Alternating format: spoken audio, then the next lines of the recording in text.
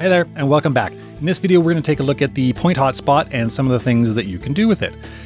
I'm looking at a picture of the bridge here. I don't know what bridge it is. I mean, I do, but wink. Let's say someone wanted to find out a little bit more about this bridge. Well, you wouldn't want to have them navigate to another image, which is the quick jump hotspot that we learned. We want some way of conveying information, right? So I have a couple ideas, and I'm going to go into edit mode. I'm going to click add, and I'm going to add a point hotspot. And I get the crosshairs up here, and I can place it wherever I like initially. So I'll place it there, and I get the panel that folds open, which gives me some of my options. Now, the name I'm going to change right away. So by default, it's just a plain text name. What I want to do, though, is I want to perhaps have a little bit more pizzazz to it. So if I erase this all, SeekBeak's going to default to say, hey, you know what? Let's try a rich text one. So I'm going to say, find out more! Exclamation mark. And because it's rich text, I can do things like change the color of the text. So maybe we'll make it, I don't know, we can make it a kind of whitey bluey color and bold. And I'm going to leave it at that for now. We can also change the icon. So we provide a whole bunch of icons for you. You can also upload your own icons in JPEG. We even support animated GIF icons. You can see some movement down there.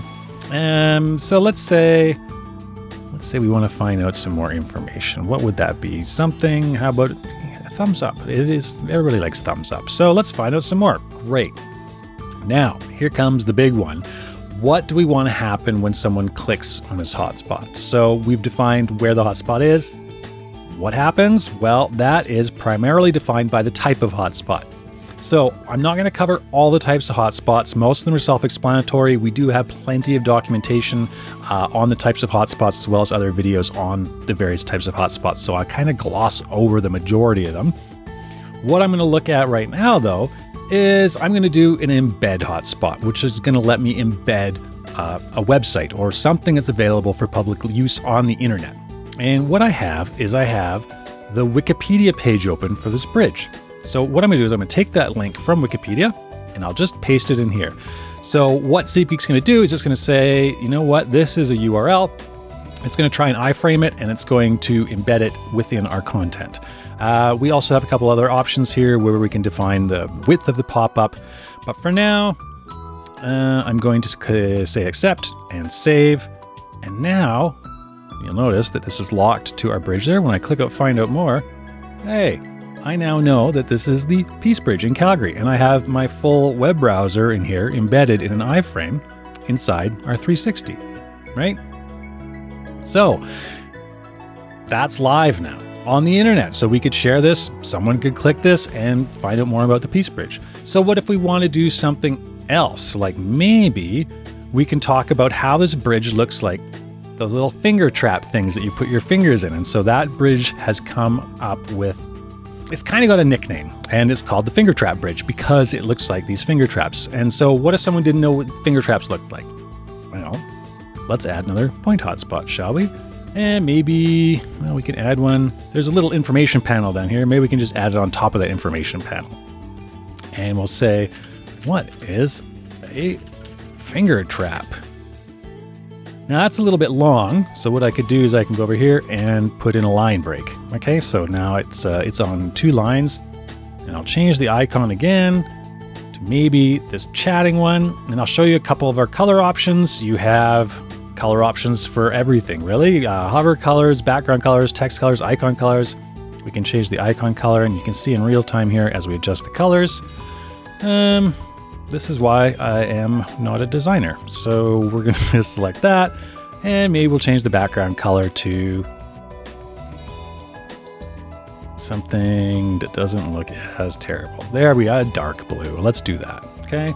And do we want to change anything else? We have a whole bunch of other options specifically for the icons where you can scale the icons, you can rotate them, you can add shadows, you can add offsets, rotations, the whole 9 yards. But for now, we're just going to leave it at that. I'm going to change the type of the hotspot and I'm going to change it to an image type. And it says, hey, you don't have any image files available. which is right because I haven't uploaded any image files. So I'm going to open up my file manager. And what I can do is I can take a couple of images that I got and I can drop them in here. And I've already called them finger trap 1 and finger trap 2, and they are just pictures of finger traps. This is what a finger trap looks like. Put that as a description and I'll upload those. So now these are being attached to my snap and they're now available for me to use. If I close this menu, you'll now see I have an add image button. So I'll say, okay, let's add an image. Great. So now when I click this, after I save it, there we go. It pops open finger trap 2. I have 2 images. So what happens if I want to show 2 images? I just click add image again and it knows, hey, you've uploaded 2 images. So I don't get the option to add any more images. But what it's done for me in the background now is it has created a slideshow for me. So I have image 1 and 2 there. I can click save. Now when I click the what is a finger trap, I have this beautiful slider here, which lets me swipe if I'm on mobile, or on desktop. You can also swipe or click the navigation arrows. You also have a full screen option where you can go and see what a finger trap is. Right? And the information panel up here will update depending on what image you're looking at. So there, this is what a finger trap looks like. Okay. So within the span of a few minutes, we've added interactivity as well as the ability to convey a whole bunch of information to people who are looking at our content. In the next video, we're going to take a look at polygon hotspots and see how those differ from their brothers, the point hotspots. I'll see you then.